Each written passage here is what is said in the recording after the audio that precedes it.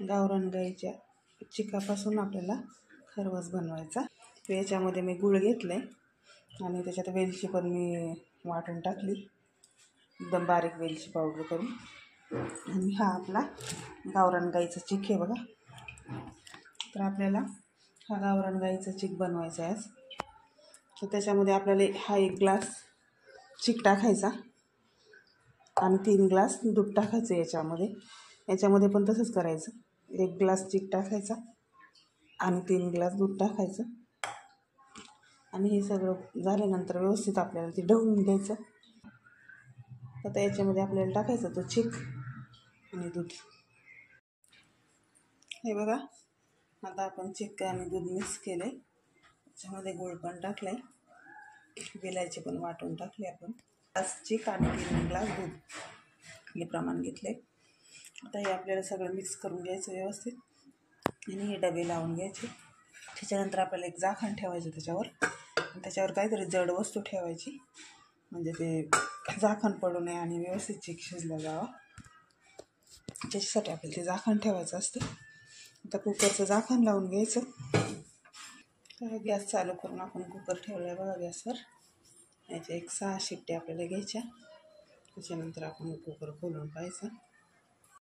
हे बघा मैत्रिणींनो, आपल्या कुकरच्या आता 6 शिट्ट्या झालेल्या आहेत आणि आपण तो कुकर आता उघडून पाहायचं आहे की आपला चिक शिजला का नाही ते. आता हा थंड झाला आहे, पण असं छान वड्या होण्यासाठी आपण त्याला फ्रीजमध्ये ठेवूया. एक अर्धा तास फ्रीजमध्ये ठेवला की तो खायला पण छान लागतो आणि त्याच्या वड्या पण पडतात बघा चांगल्या. पाहू शकता तुम्ही किती छान झाले.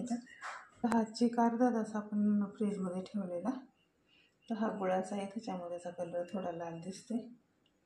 पाहू शकता किती छान वड्या झाल्यात त्याच्या. तर हा आपल्याला पलटी मारायचा आहे बघा. थोड्या वेळाने त्याच्यात वडे आपल्याला झालेले दिसते. हे बघा, आता आपण हा डबा पालथा घातला होता आणि तो काढला आहे. होऊ शकता तुम्ही आपलं चिकाच्या वड्या किती सुंदर झालेत ते.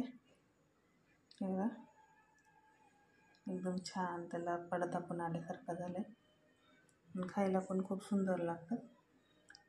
बघा, एकदम घट्ट आणि छान वडी झाली ती. गुळाची वडी खूप छान लागते खायला, चिकाची वडी. याच्यामध्ये वेलची वगैरे टाकल्यामुळे ते अजूनच टेस्टी होतात. थंड झाले का खायला खूप छान लागतात. फक्त गुळाचे आहेत म्हणून त्या थोड्याशा लाल झाले. हे आपण खाऊ शकतो. या उपवासाला पण चालतात. बनवून दाखवले. आवडले तर लाईक करा, लाईक आणि सबस्क्राईब करत जा, म्हणजे मला पण व्हिडिओ बनवायला जरा मूड येतो. का या व्हिडिओला खूप वेळ लागतो.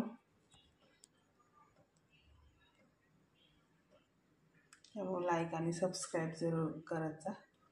व्हिडिओ पाहिल्याबद्दल धन्यवाद.